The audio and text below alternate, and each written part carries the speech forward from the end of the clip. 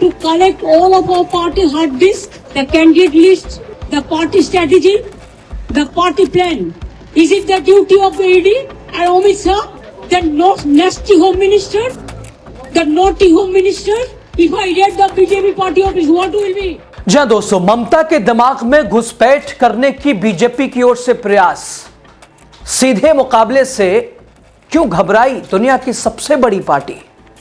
दोस्तों, पश्चिम बंगाल की मुख्यमंत्री ममता बनर्जी के दिमाग में राजनीति को लेकर क्या रोड मैप है, अब तक बीजेपी उसे समझ नहीं पाई, पता नहीं लगा पाई, और उसमें घुसपैठ करने के लिए एक ऐसे रास्ते पर चली जिसे देखकर मुझे ऐसा लगा कि बीजेपी ममता बनर्जी की राजनीति, बीजेपी ममता बनर्जी की रणनीति से पूरी तरह से घबरा चुकी है, हिल चुकी है, हार मान चुकी है।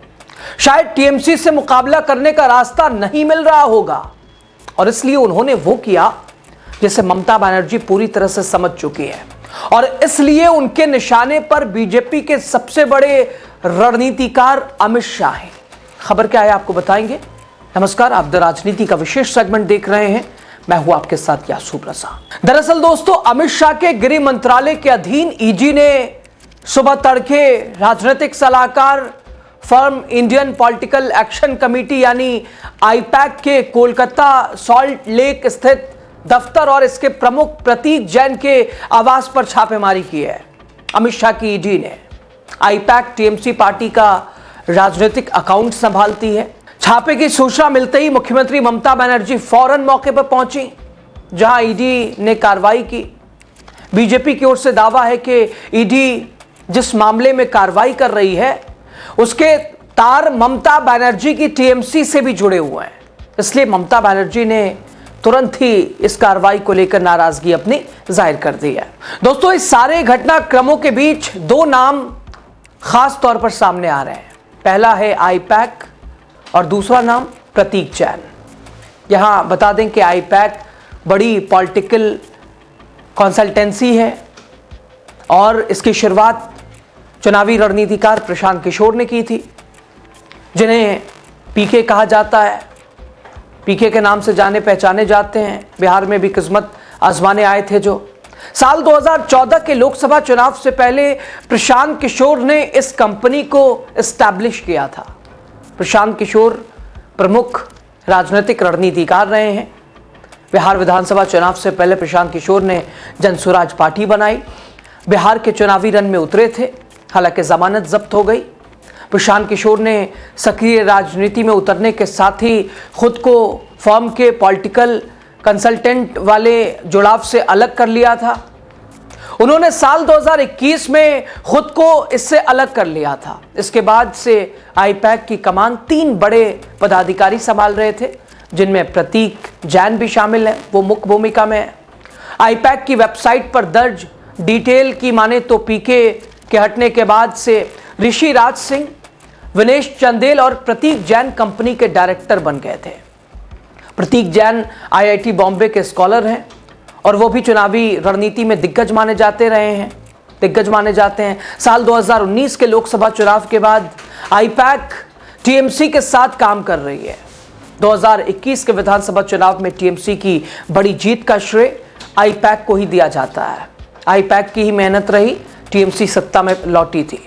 अब सरकार की ओर से ईडी की इस कार्रवाई पर यह दावा किया गया है कि कोयला चोरी घोटाले से जुड़े मनी लॉन्ड्रिंग मामले में पड़ताल कर रही है।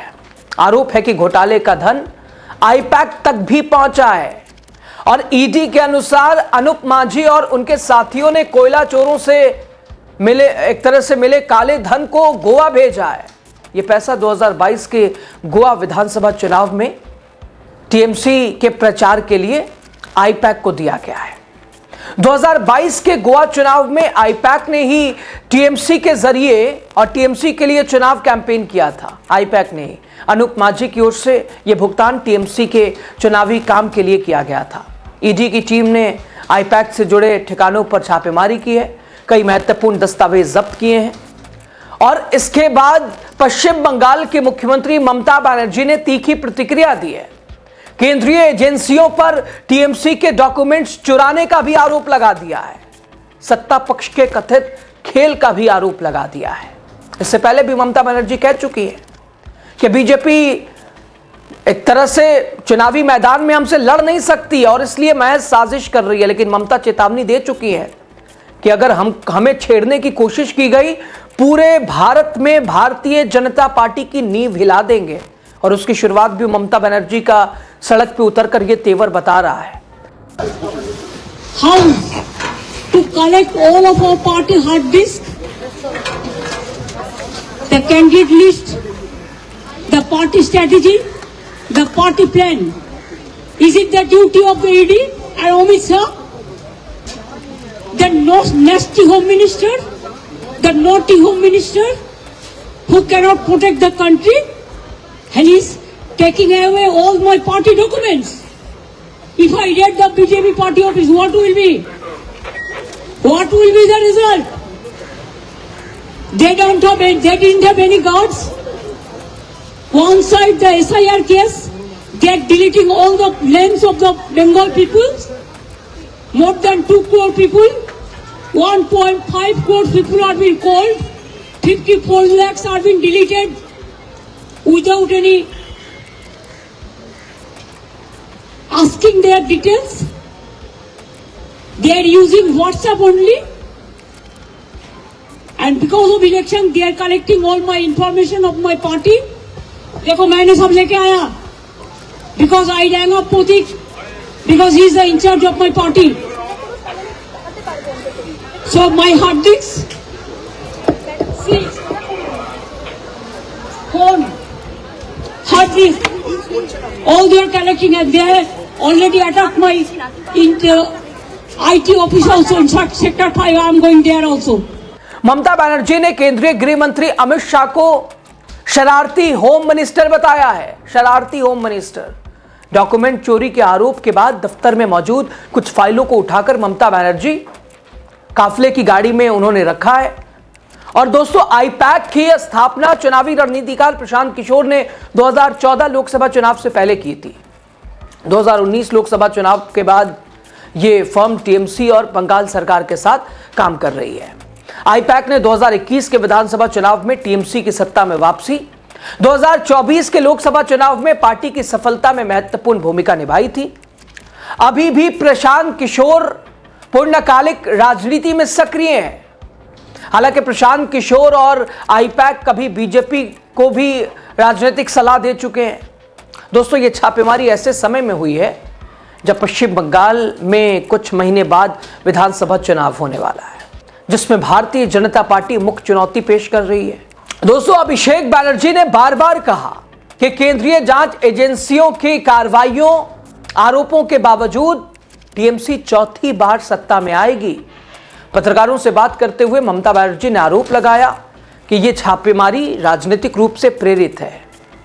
ममता ने कहा कि यह सब गृह मंत्री के इशारे पर ही हो रहा है, क्योंकि ऐसे तो वो मुकाबले में हमसे मुकाबला कर नहीं सकते हैं, इसलिए अपनी ताकत का इस्तेमाल कर रहे हैं। ममता बनर्जी कहती है, मेरी पार्टी के बारे में जानकारी जुटाई जा रही है, कागजों को हथियाया जा रहा है जो महत्वपूर्ण कागजात है। ईडी की छापे का मकसद मेरी पार्टी की आंतरिक राजनीतिक सामग्री तक पहुंच हासिल करना था। यह बेहद दुर्भाग्यपूर्ण है। ईडी उम्मीदवार की सूची, पार्टी की रणनीति, योजनाएं, गोपनीय दस्तावेज लेने के लिए हमारे कार्यालय आई है। यह सनसनीखेज आरोप ममता बनर्जी का, बंगाल की शेरनी का। सूत्रों के अनुसार टीएमसी केंद्रीय हस्तक्षेप और जांच एजेंसियों के दुरुपयोग पर चिंता जताते हुए इस मुद्दे को राज्य और राष्ट्रीय मंचों पर उठाने की योजना भी बना रही है। दोस्तों, इस कदम की वैधता पर सवाल उठाते हुए बनर्जी ने पूछा कि क्या राजनीतिक सामग्री जब्त करना ईडी का अधिकार क्षेत्र है? क्या यह काम ईडी का है? किसी राजनीतिक पार्टी के दस्तावेज के ऊपर कब्जा जमाना, उसको हथिया लेना, उसे देखना? उन्होंने कहा कि क्या उम्मीदवारों की सूची पार्टी की रणनीति और पार्टी की योजनाओं को इकट्ठा करना ईडी और गृह मंत्री का यह कर्तव्य है? तुलना करते हुए बनर्जी ने आगे कहा कि अगर मुझे भाजपा के दस्तावेज मिल जाएं तो क्या नतीजा होगा, क्या हाल होगा? बीजेपी दफ्तर पर पुलिस छापे अगर पड़ जाए तो क्या होगा, क्या हाल होगा? उन्होंने बताया, छापेमारी की जानकारी मिलते ही उन्होंने व्यक्तिगत रूप से हस्तक्षेप किया। उन्होंने कहा कि मैंने प्रतीक को फोन किया क्योंकि वो मेरी पार्टी के काम के प्रभारी हैं। ईडी ने सेक्टर वी स्थित मेरे आईटी कार्यालय पर छापा मारा है, इसलिए मैं भी वहीं जा रही हूं। ये कहते हुए बनर्जी सॉल्ट लेक स्थित कार्यालय की ओर रवाना हो गई। अब दोस्तों, ममता के गुस्से पर बीजेपी नेता शुवेंदु अधिकारी ने उन पर केंद्रीय एजेंसियों के कामकाज में हस्तक्षेप करने का आरोप लगाया है। उन्होंने कहा, ममता बनर्जी संविधान का उल्लंघन कर रही हैं, वो केंद्रीय एजेंसियों के काम में दखल दे रही हैं, हस्तक्षेप कर रही हैं। ममता के केंद्र सरकार के खिलाफ बयान आते ही शुवेंदु अधिकारी सक्रिय हो गए और मीडिया को फोन करके अपनी प्रतिक्रिया देते हुए नजर आए। दोस्तों, मेरी नजर से देखा जाए तो आईपैक इस वक्त ममता बनर्जी की राजनीति के लिए दिमाग है, ब्रेन है, और ममता आरोप लगा रही हैं। उससे तो ऐसा लग रहा है कि बीजेपी ईडी के जरिए उनके दिमाग में घुसपैठ कर गई है। घुसपैठिया रटते रटते अब पार्टी और अपने मुकाबिल जो नेता है उसके साथ क्या कुछ करने की कोशिश है, और ममता बनर्जी का जो दिमाग, जो आईपैक, उसके ऊपर घुसपैठ बीजेपी कर रही है, सत्ता का इस्तेमाल, सत्ता का पावर दिखाते हुए। बड़ी बात यह है कि अब ममता बनर्जी इससे निकलेंगी कैसे, निकलती हैं कैसे, और चेतावनी तो पहले ही दे चुकी हैं, बीजेपी की नींव हिला देंगे और बीजेपी मुकाबला तो कर नहीं सकती ऐसे निष्पक्षता, पारदर्शिता के साथ। तो साहब ये हथकंडे अपनाती है और वो उसकी शुरुआत भी हो गई है। चुनाव से ठीक पहले ही ईडी की ये कार्रवाई क्या बताती है, वो भी आईपैक जो कि ममता बनर्जी की पार्टी के लिए एक महत्वपूर्ण हिस्सा है, कामकाज सारा देखता है, अकाउंट सारा देखता है, फाइलें। तो ऐसे में शक गहरा होता है, संकेत कुछ और मिलते हैं। ममता बनर्जी की बात में सच्चाई दिखती है, लेकिन एक बात तय है, ममता बनर्जी छोड़ने वाली नहीं है। खबर पे आपकी राय क्या है इस कार्रवाई के ऊपर, ममता बनर्जी के एक्शन और रिएक्शन के ऊपर, ईडी की कार्यशैली के ऊपर? राय जरूर दीजिए, वीडियो आगे पहुंचाइए, चैनल को शेयर और सब्सक्राइब कीजिए आप।